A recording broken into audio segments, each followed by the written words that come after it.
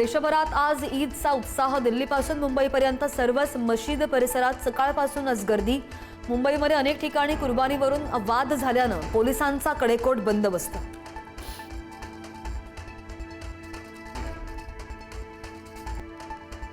कल्याणच्या दुर्गाडी किल्ल्यावर बकरी ईद निमित्त मुस्लिम बांधवांना नमाजास परवानगी.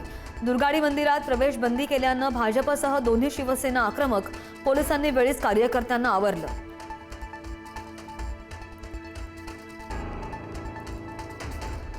ईदच्या पार्श्वभूमीवर मीरा भाईंदरमध्ये पोलिसांचा कडक बंदोबस्त. बकरी कुर्बानीवरून वाद झाल्यानंतर आज सुरक्षा तैनात. मीरा भाईंदरमध्ये 38 ठिकाणी बंदोबस्त, 5 ठिकाणी नाकाबंदी.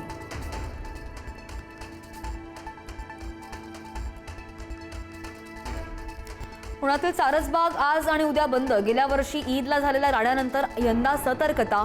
कायदा सुव्यवस्थेचा प्रश्न निर्माण होऊ नये यासाठी काळजी.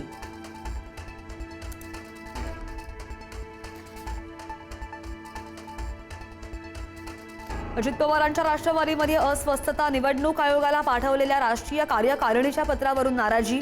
मोठी पदं न मिळाल्यामुळे प्रफुल्ल पटेल आणि तटकरे नाराज असल्याच्या चर्चा.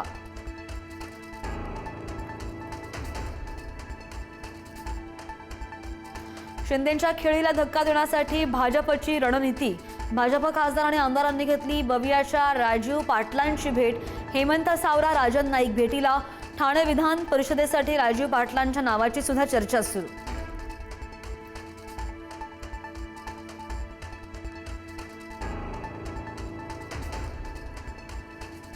मनोज जरांगेंची आज पत्रकार परिषद. सरकारला दिलेला अल्टिमेटम संपला. जरांगे आंदोलनासंदर्भात कोणता मोठा निर्णय घेणार याकडे लक्ष.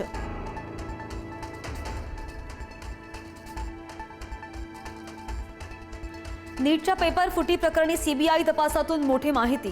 मनोज शिरुरेच्या लातूरच्या फ्लॅटवर भरायचे विशेष क्लासेस. प्रल्हाद कुलकर्णी शिरुरेच्या घरात घ्यायचा क्लास.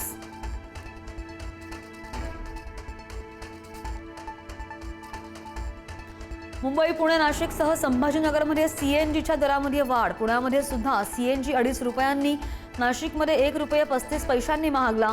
वाहनधारकांना पुन्हा एकदा महागाईचा फटका.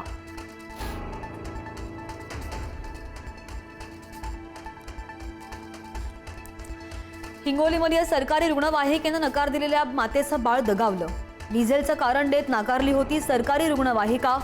आरोग्य यंत्रणेचा भोंगळ कारभार चव्हाट्यावर.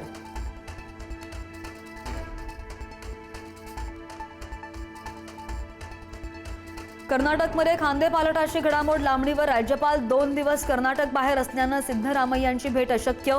2 दिवसांनंतरच्या घडामोडींनंतर डीके शिवकुमार नवे मुख्यमंत्री होणार अशी चर्चा.